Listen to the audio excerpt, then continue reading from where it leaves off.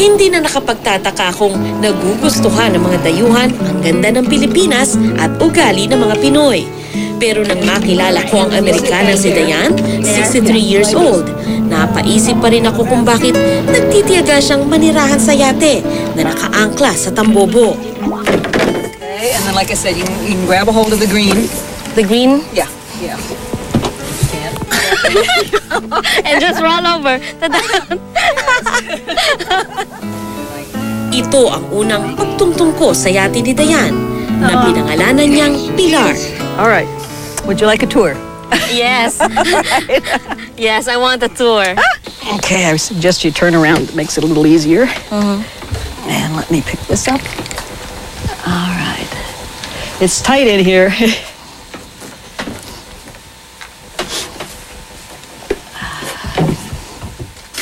Wow. All right, this is my home. Ang ganda. Yep. This is a wood-burning stove that I used for the first, oh gosh, I don't know, 5, 6, 7 years that we lived aboard. Because it's cold in California in the winter for sure. And in Australia. It was very cold in Australia. But right now, when we got down to Mexico, we put a single gas burner in. And then I also have this, and I have a folding camping oven so that when I want to bake bread or anything, I can do that. Yeah. It looks classic. Yeah. Yeah. Yeah, she's old-fashioned. She's definitely traditional. Gusto ko sanang tanungin si Dayan kung bakit siya nag-iisa, pero siya na ang kusang nagkwento. This is when we launched. Right there. There's Pilar. First time she went in the water. Here's Bill and his best friend Al. I made a larger one and then made a small reduction.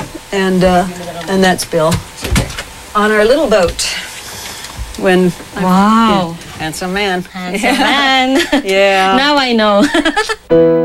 Dumating sina Dayan at Bill sa Pilipinas sakay ng kanilang yate noong 1999. Taong 2010, bumalik si Bill sa Amerika para magpagamot at doon na binawian ang buhay.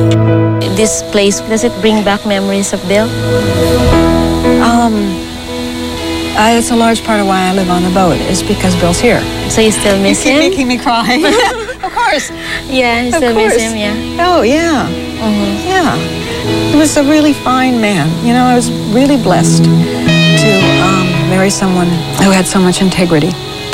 He cared about people. Hindi na raw siya sanay na manirahan sa ordinaryong bahay. They don't move. Seriously, houses don't move. You know, you lay in bed and it's it. And it's a little cocoon. It's womb-like. It's very womb-like, and it's the most wonderful sound and feeling when you're sailing.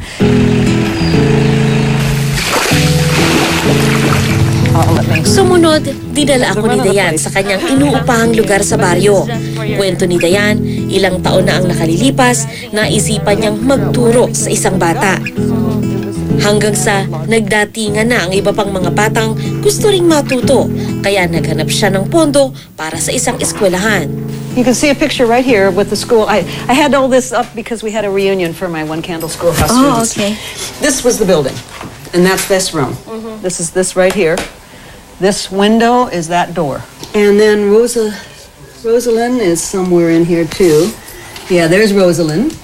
And Raina-Lynn. And this is upstairs with the first computer. The first computer, yes. Yeah. Proud na proud si Dayan sa kanyang mga estudyante. Pero sa pagdaan ng mga taon, kailangan na raw niyang ipaubaya sa iba ang eskwelahan. Naisipan naming bisitahin ang eskwelahan na sinimula ni Dayan.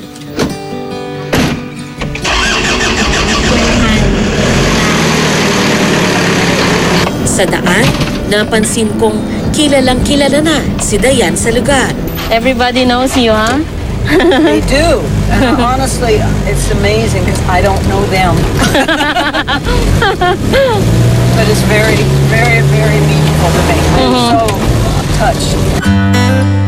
Ang Amerikanang dating hindi mapirmi sa isang lugar, sa piling ng mga Pinoy, ay hindi na isang estranghera.